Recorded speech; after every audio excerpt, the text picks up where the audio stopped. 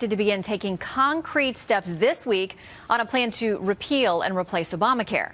House committees could start looking at the bill as early as Wednesday, the first time the public will get a glimpse of the new measure. This all comes amid deep divisions between Republicans about the specifics. Lawmakers, as you know, need 51 votes in the Senate and 218 in the House to get this thing passed. The fact that it was being done is a story that we should be talking about, George, and all we're asking is that we let Congress do its job. Let's let the House Intelligence Committee review this, investigate it, as they committed to do over the weekend.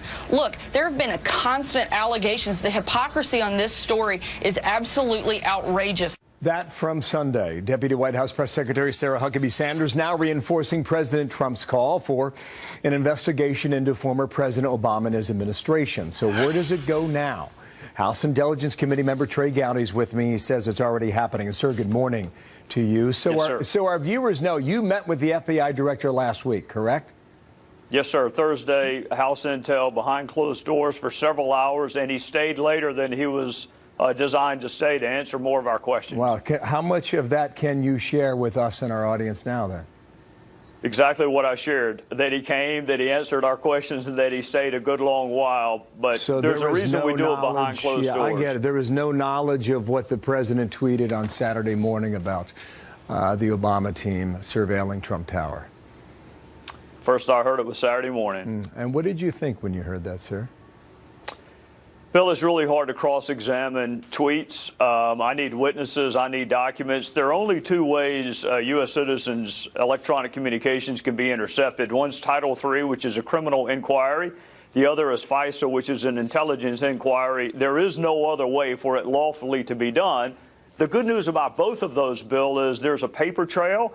There's an application, there are warrants, all of which can be reviewed. And right now, the executive branch is controlled not by the Obama administration, but by the Trump administration. So whatever information is out there, and there would be a paper trail, is now controlled by the executive branch run by Mr. Trump. We've got reaction on all this. Adam Schiff, first up, a Democrat on that committee. You know, you work with him well.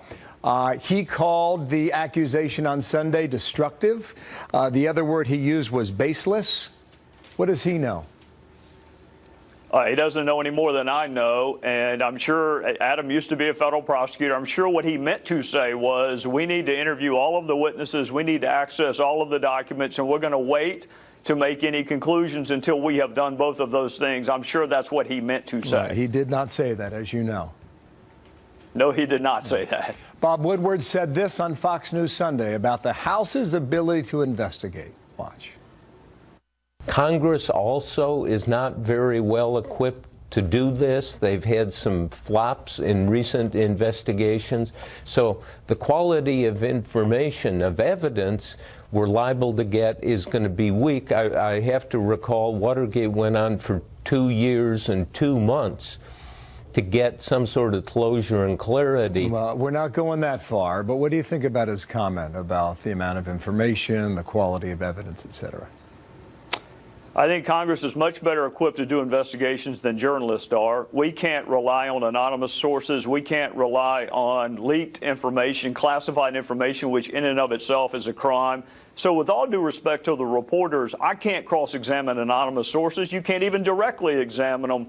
It's a lot easier to write a news piece than it is to conduct an investigation. What Congress needs is access to the witnesses, access to the documents, and to understand we don't run parallel criminal investigations. We have a job to do, but it is not to investigate crime.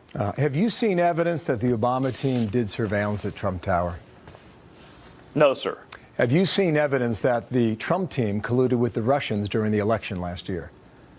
No, sir. And reports to the contrary have been described as demonstrably false to me by people who would know. Jason Chaffetz, your colleague, said last hour the Obama team is notorious for this, suggesting notorious for spying. What can you add to that? Nothing. I don't view it as the Obama team. I don't think the FBI is the Obama team, and I don't think the men and women who are career prosecutors at DOJ belong to any team other than a blindfolded woman holding a set of scales. We have certain tools that this country needs to keep us safe.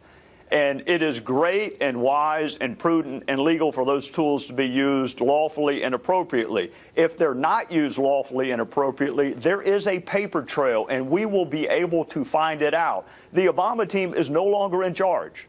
So any information that the current Department of Justice has that suggests the previous Department of Justice acted inappropriately, they are welcome to release it. Sir, thank you for your time. Back home in Greenville, South Yes, Carolina. sir. More to come. Trey Thank you. Gowdy, thank you. 20 minutes now past the hour.